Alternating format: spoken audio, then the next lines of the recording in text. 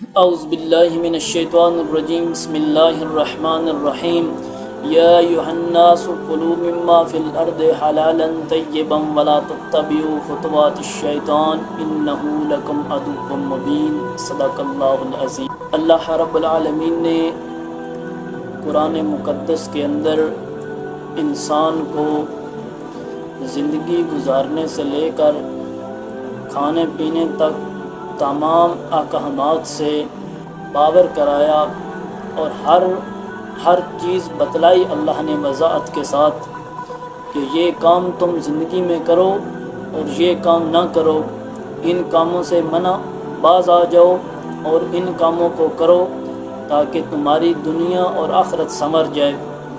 اس آیت مقدس کے اندر اللہ کا قرآن فرما رہا ہے یا ایھا الناس کلوا مما فی الارض حلالا طیبا، اے لوگو کھاؤ تم لوگ پیو تم لوگ مگر فی الارض جو کچھ زمین میں اللہ پاک نے آپ کے لیے بنایا ہے، حلالا طیبا جو حلال بھی ہو اور طیبہ پاک بھی ہو۔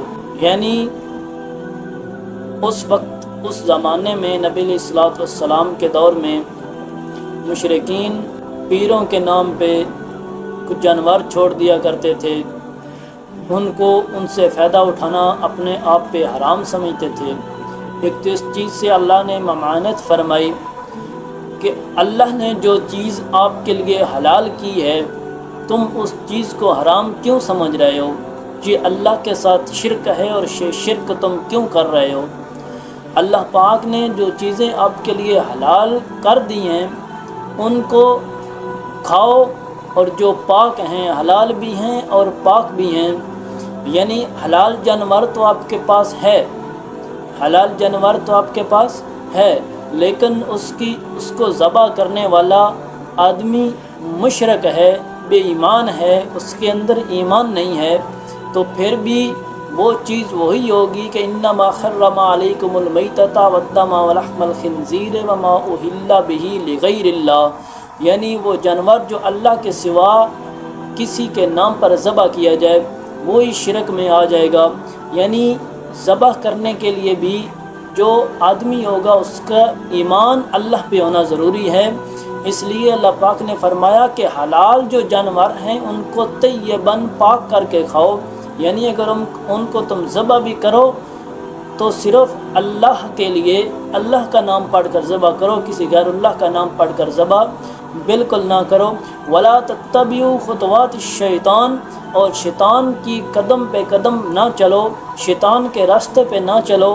انہ لکم عدو مبین، یہ آپ کا کھلا دشمن ہے، صریح دشمن ہے آپ کا یہ شیطان۔ دیکھو ہم نے اپنی جائیداد کے پیچھے، اپنی زمینوں کے پیچھے، اپنی عزت کو بچانے کے لیے انسان کا دشمن بن گیا، بھائی کا دشمن بن گیا، باپ بیٹے کا دشمن بن گیا زمین اور جائیداد کی وجہ سے۔ لیکن اللہ کا قرآن جس کو دشمن ہم کو سمجھا رہا ہے اس کو ہم دشمن ماننے کے لیے تیار نہیں ہیں۔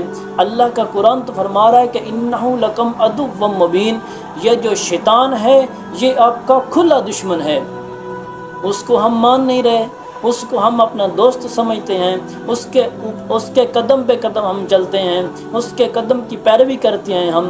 وہ ہم کو کہتا ہے تم نماز نہیں پڑھو، ہم نماز نہیں پڑھتے۔ وہ ہم کو بے حیائیوں کی طرف پروموٹ کرتا ہے، ہماری راہ بے حیائیوں کی طرف لے کے جاتا ہے، ہم اس کے اوپر خوشی خوشی چل جاتے ہیں، لیکن اللہ کے قرآن کو سمجھنے کے لیے ہم تیار نہیں ہیں۔ دنیا میں تو ہم انسانوں کو اپنا دشمن بنا لیا، مگر جو دشمن اللہ رب العالمین نے ہمیں بتایا کہ ولا تتبعوا خطوات الشیطان انہ لکم عدو مبین، اصل دشمن تمہارا شیطان ہے، اس سے دشمنی کرو تو مزہ ہے نا۔ یعنی انسان اس سے دشمنی کرے جس کو اللہ بتائے کہ یہ آپ کا دشمن ہے۔ ہمارا اصلی دشمن شیطان ہے، ہمیں چاہیے کہ ہم شیطان کے ساتھ دشمنی رکھیں، اس کی بات نہ مانیں۔